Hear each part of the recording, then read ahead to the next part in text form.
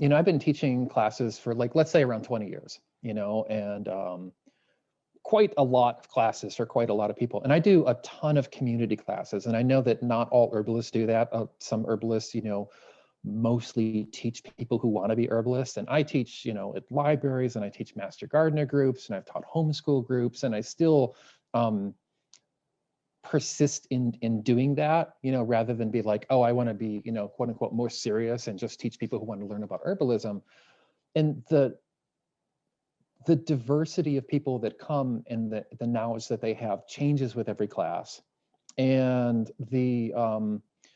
that keeps it from becoming too routine for me, because I know that I've been in classes where I feel like the person who is teaching the class has maybe been teaching the class for too long in like one certain way, because it feels like, someone like came in and they rewound the tape and press play, and then they go through and they do all the same things. And then a couple of times I've seen someone do a class more than once, and I'm like, wow, that is exactly the same.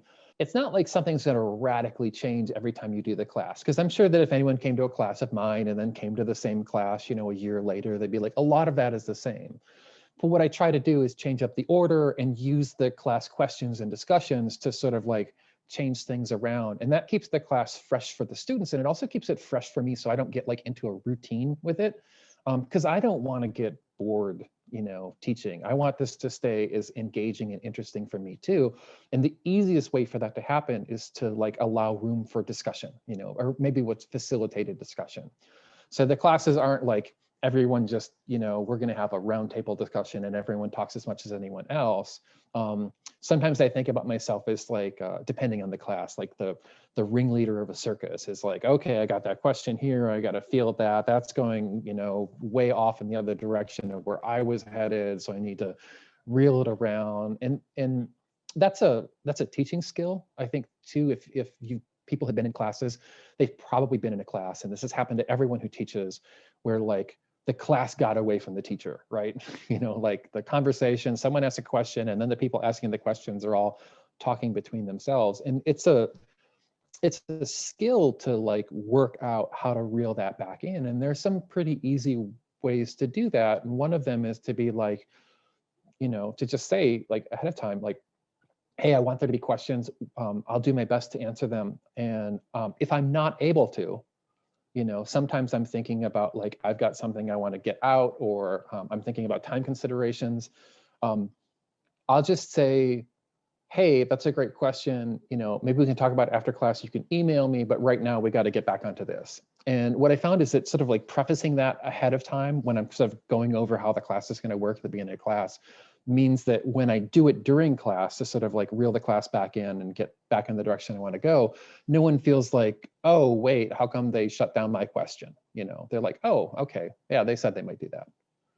So it's a lot of work, and it keeps like I said, it keeps the class fresh, and it keeps me sort of like on my toes to, like work with people. And sometimes people's questions, and even sometimes they're like difficult questions, have led me by sort of like challenging the way that or the direction that I was headed with something. Or if I do my, this is always fun, I do my best explanation of how or why something works, and I have my pool noodle that I use, maybe as a blood vessel, as a ureter or something, and I have that, and I'm like, okay, I got this, and everyone loves the pool noodle. And then someone's like, yeah, I don't get it.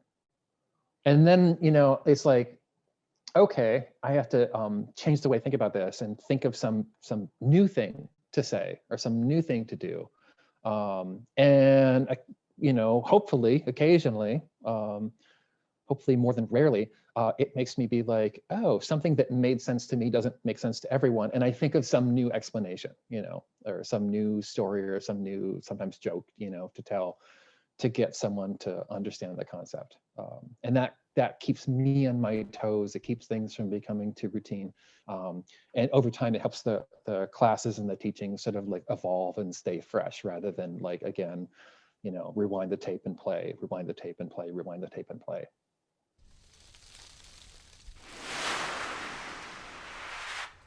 Thank you so much for joining us today for this little snippet from the Herbal Entrepreneur Conference. This is just one of the many gems that have been shared by our hundreds of speakers over the previous years of the Herbal Entrepreneur Conference, which is an annual event held every year in March, if you'd like to join us the next time this event occurs. Feel free to keep on checking out our YouTube channel for more little snippets like this one, or if you'd like to get access to the interview in its entirety, in addition to the hundreds of other sessions that we have already hosted, you can check out the Herbal Circle, which is our monthly membership community that allows you to unlock our entire content library, in addition to accountability and support to help you on your journey as an herbalist.